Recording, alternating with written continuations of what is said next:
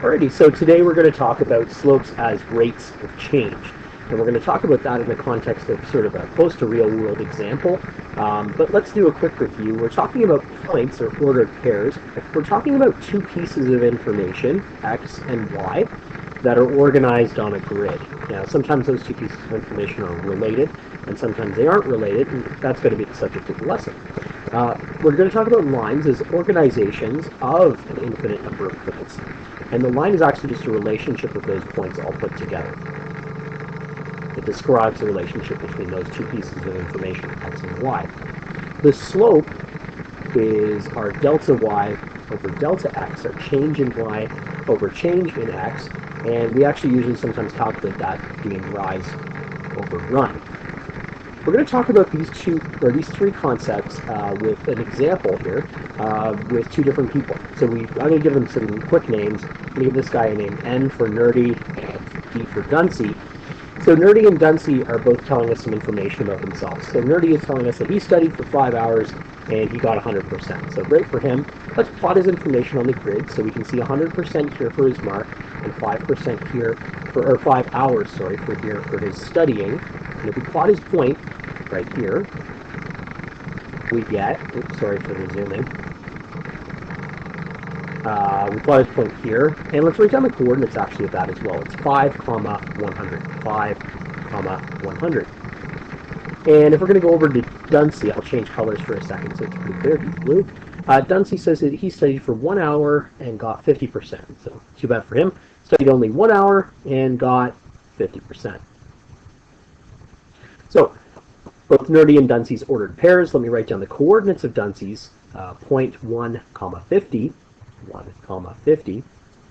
And let's actually even draw the line that describes kind of the relationship between these two pieces of information, Nerdy and Dunsey, see whether they're related or not. So there's a rough line that's drawn between both of those points.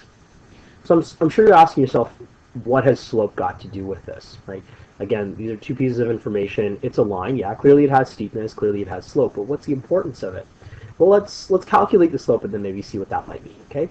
So let's recall that our slope, or lowercase m, is equal to rise over run.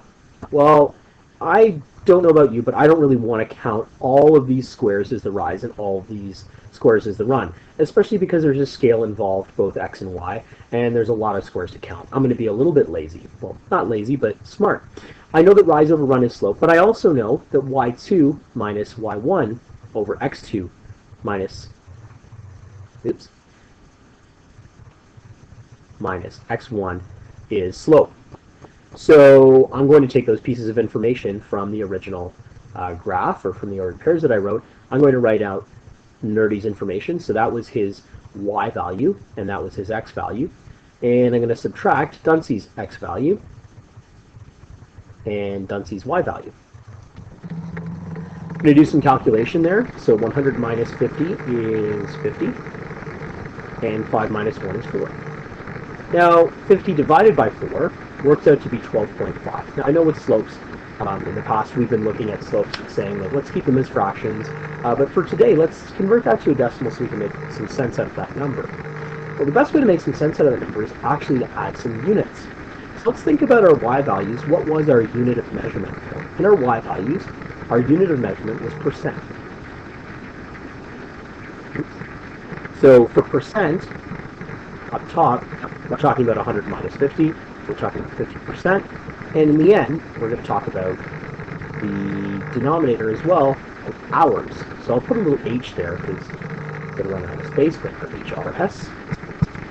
And let's think about this. We're going to take percent and divide it by hours. We'll get percent per hour. And that word per is kind of the key to today's lesson.